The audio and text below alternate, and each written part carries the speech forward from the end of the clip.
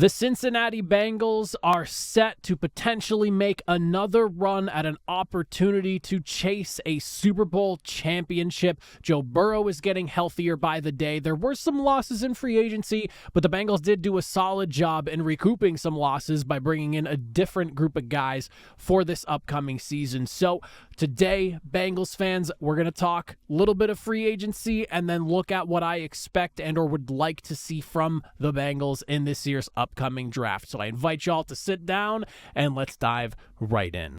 You're listening to the Greeks Gridiron. Now here's your host, Ethan Hristodoulou. Welcome back, everybody, to the Greeks Gridiron. I am Ethan Hristodoulou, and Bengals fans, today I am focusing on your team in my draft preview series, going over some things that I liked and or disliked from free agency, because that always, I like to look at it, shapes how the draft is going to end up going to look, so it's always worth, in my opinion, going over that a little bit, but also doing that draft preview. I'm going to talk about 3 different guys that I either expect and or would like to see the team target based off needs that the team has going into this year's draft. It is not a full, 7-round mock draft or anything, but just some guys I'd like to highlight. So I invite you all to do the same in the comment section down below.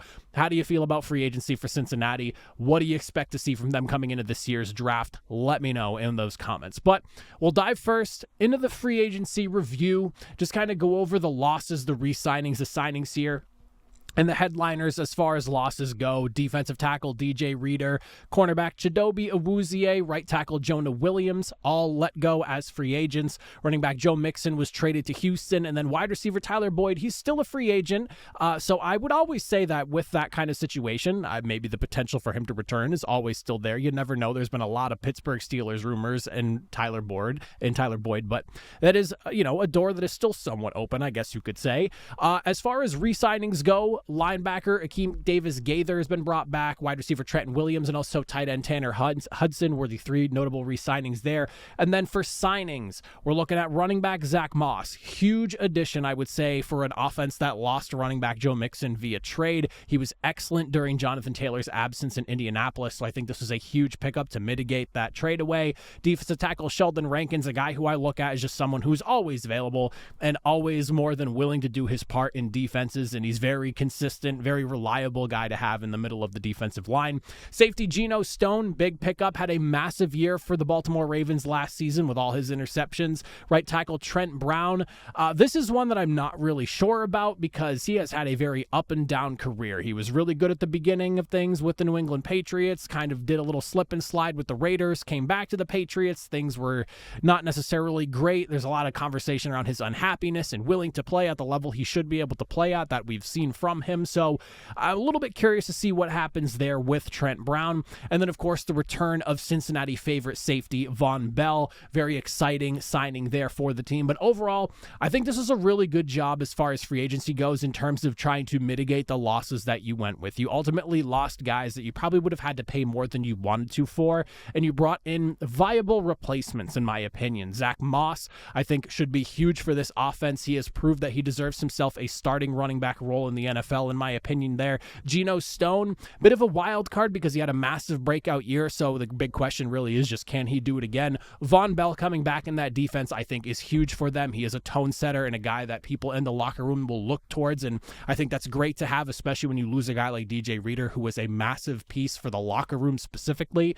And then again, Trent Brown's really my only kind of just I guess we'll see what happens, but overall, I think the Bengals did a really good job in free agency because they didn't really have to dish out a ton of money, but they were still able to replace a lot of the losses that they were dealt going through this round of free agency. That being said, out of there, going into the draft itself, as I mentioned earlier, 3 guys I'm going to discuss here. This is not a comprehensive draft preview here, but just a few guys I would like to highlight and discuss and potentially, maybe see the Bengals go after in this year's draft. I'll start with the first round pick number 18. I've seen a lot of offensive linemen here, and I do think for very good reason. I think we do need to see some work as far as offensive linemen go for the Cincinnati Bengals, but Ultimately, I think interior offensive lineman is more where Cincinnati's looking right now. And with that in mind, I feel like every mock draft I'm seeing is going offensive tackle. And maybe because that's anticipating the departure of Trent Brown down the road, or not Trent Brown, Orlando Brown, the other Brown that they have on the roster. And then also, while Trent Brown was brought in, you don't necessarily know what exactly you're going to get from him. So offensive tackle does make a lot of sense to me. That being said, there is always next year as far as offensive tackles go, and if you're bringing in Trent Brown and you have Orlando Brown Jr. on your roster, my thought process is that you're going to want those guys to be your starting tackles. So with that being said, I opted to go against the grain, and I'm actually looking at the interior of the defensive line. I think with the defense struggling last year, especially against the pass, allowing the 5th most yards in the NFL, bringing in a guy on the defensive line, especially on the inside with the loss of DJ Reader and someone who is a proven pass rusher at the collegiate level might be worth considering here. And the person that I have highlighted, and I've seen him go somewhere within the ballpark of like the low to mid 20 range as far as pick is concerned, is going to be Illinois interior defensive lineman Jerzon Newton, a 2-time All-American 2023 Big Ten Defensive Player of the Year. At 6'2", 304 pounds, he might not be as tall and as large as some of the guys in the middle of defenses here, but he's someone that has shown steady progress and a knack for the game on the inside year over year during his 4 seasons in Illinois. With 18 sacks over the 4 seasons, racking up more and more every single season, there was a clear scaling of progression and improvement through his game. And on top of that, he was credited for 27.5 tackles for loss. So the guy is a disruptor in the pass. He can be a force against the run as well. He's a proven disruptor in the middle of the defensive line, and I do think is someone worth considering for Cincinnati. As far as just things that scouts seem to love about him, his most notably very versatile along the defensive line. He can line up in a multitude of areas, which is one of those things that I love to highlight with players that can do this. It's awesome to get a guy that fits a positional need, but it's even better when you can get a guy that A, fits the positional need, but can also plug in depending on what is necessary for that week's game plan, an injury, what have you, whatever it may be that causes him to maybe have to move around on the D-line. The fact that you know you can plug him in those multitude of areas is always a plus in my opinion. He has exceptional athleticism for someone that is 300 pounds, which is something you can always look forward to having on your defensive line. And scouts praise his football IQ and his strategy going into his rushes, whether it's, planning on how he's going to try to get to the quarterback or how he plans on dealing with the guys that are lining up against him against the run, whatever it may be. He comes in with a strategy and he has a very large repertoire of counter moves. And that's something that I kept seeing come up when I was reading scouting reports on him. The biggest knocks against him really just come down to his overall size as a player, and I already kind of touched on that earlier. He's not the biggest guy in the world, 6'2", 304 pounds. Yes, when you think of large, massive D tackles, you think of guys that are maybe pushing like 6'5", 6'6", 6'7", and that is something that you have to consider there. And on top of that, with that smaller size, you have to wonder, how's he going to fare against double teams and those sorts of things? Can he still be effective dealing with all of that? Well, you don't really know, and you won't actually find out until you have him on your roster and you have him working with your coaches and seeing what they can bring out of him with the skill set he already has.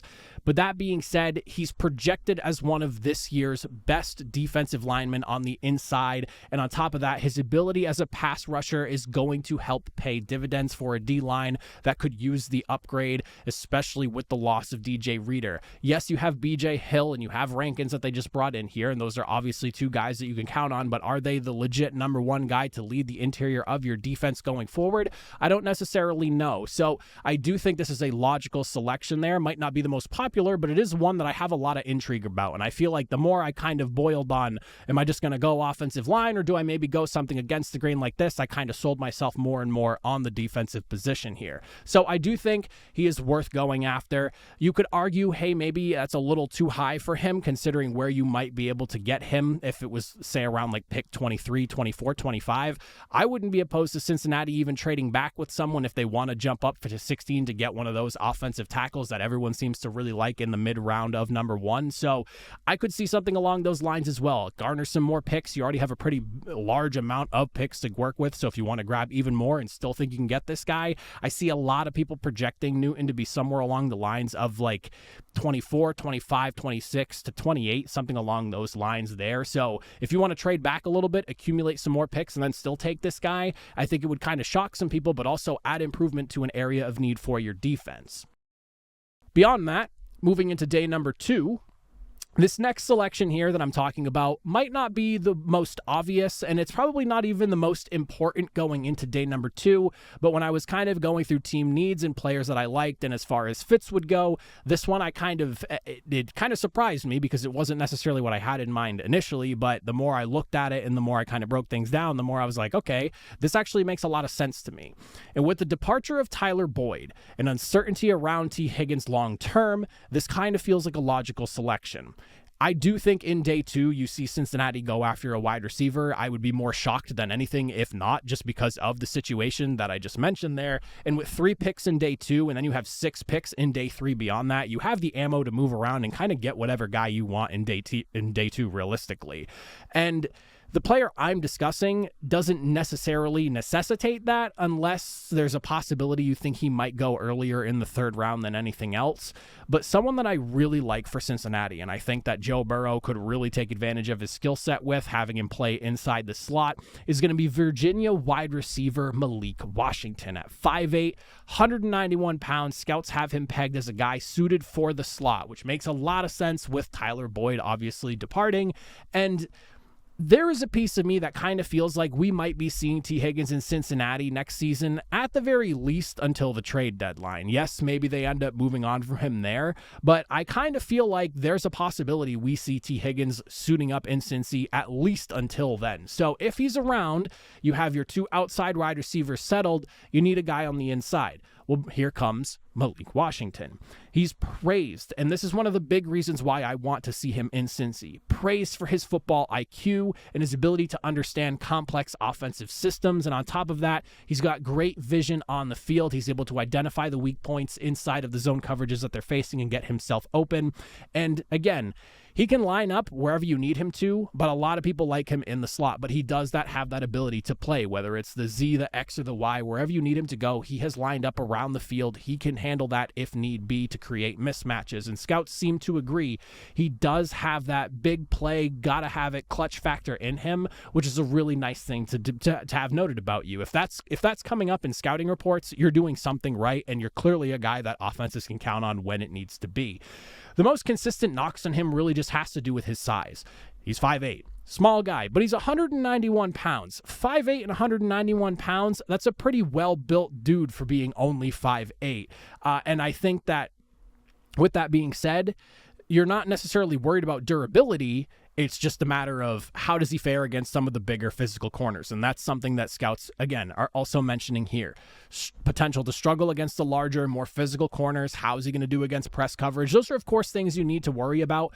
But inside the slot, you tend to be able to get away with that a little bit more because the slot, especially in today's day and age, it's crossing routes. It's getting over the middle and kind of, you're jumping out of your stance and moving laterally pretty quickly, more often than not, at least. So with a 4.47 40-yard dash, he doesn't necessarily have blow the top off the defense type of speed, but he is a guy that is still very much fast enough that can create the separation, find those open spots over the middle, get himself open, and do some damage over the middle, especially when defenses have to really account for Jamar Chase on one side and T. Higgins on the other, if in my hypothetical situation here, T. Higgins is still around at least during the first half of the season. He might not be the first person you think of in regards to wide receivers in Cincinnati going at, but I do think he fits the bill. And my anticipation with the way I'm kind of laying things out here, since I'm saying get Jazon Newton in the first round, you're probably looking at an interior offensive lineman maybe in the second round, someone that they really like, or like a tackle that they could kick into the inside if they really feel like it's necessary. And that's why I'm kind of looking at a wide receiver in round number 3. And then the third player that I'm looking at here, moving into the day number 3 of the draft, and this was someone that it seems like he could be available in round 4. You may have to snag him in round 3. This kind of just depends on how quickly tight ends move off the board. But yes, you have Mike Gesicki on the roster now. You went and brought him in during free agency. You have Drew Sample. You have Tanner Hudson.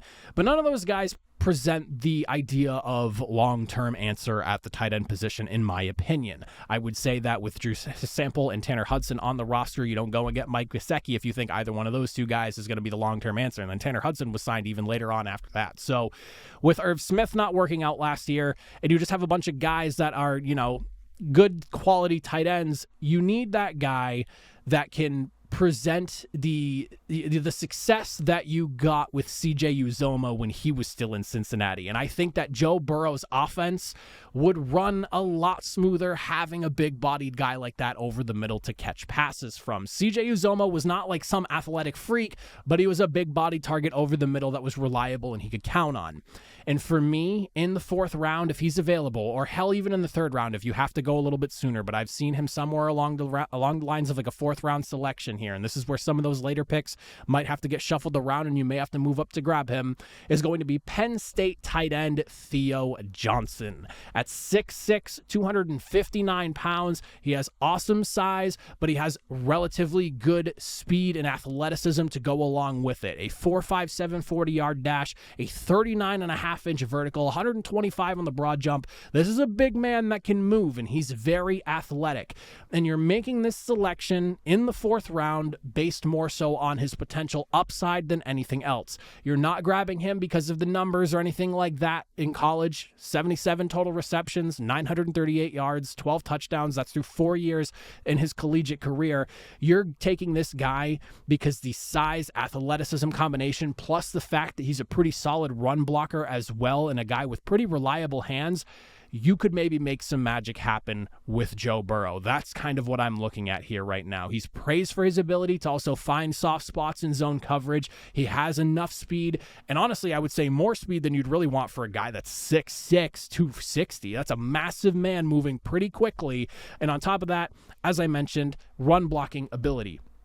Now, when I look at like what the scouts say with the negatives, because these are the things you really want to look at as far as like what needs to be worked on to make this guy a viable player on our offense when you're talking later rounds, his progression really seems to be all about just the refinement of what he's currently doing. He's not necessarily a refined player in terms of skill set and the technical side of things. Route running could be worked on a bit here. He's like good but not great kind of deal. On top of that, scouts seem to point out just like consistency is a big issue with him too. Like 1 minute he's, one play he's running a really solid route. The next route you're looking at it and you're like, what the hell was he supposed to be running there? Like, why did it look like that? What went on with the way he, when he decided to make this cut here, that cut there? So that's obviously something that needs to be worked on. And on top of that, for as good of a blocker as he is, technique within his blocking needs to be worked on. But for me, I'm looking at a guy who, again, 6'6", 260, has a 4.57 40-yard dash. It's not the fastest in the world, but that is pretty fast for a big man. On top of that, can go up with the best of them with a near 40-inch vertical. He has the explosive factor with his legs. This is someone you could bring in. Let Gesicki and Drew Sample lead the way this season if need be. Refine his skills. Teach him the technical side of things, or just refine the technicals that need to be worked on. And I think in a year or two, you have a guy with freak size athleticism combination who could be a legit threat. Hell, if things go well and he progresses fast enough, he could be making an impact as soon as year 1. But I do really think that Cincinnati needs to have a tight end over the middle that Joe Burrow can rely on as like the big security blanket guy. I feel like the Cincinnati Bengals offense looked the best when they had a legit tight end threat, and that was when CJ Uzomah was in the building. They need to get back to something like that, and I do think that when you look at what Theo Johnson presents as far as athleticism, size, build, strengths, and weaknesses are concerned, he's someone that maybe isn't there right away, but in a season or two could legitimately be a threat for you on that offense. Those are some guys I'm looking at, kind of how I'm looking at the draft. As I said, I invite you all to do the same in the comment section down below.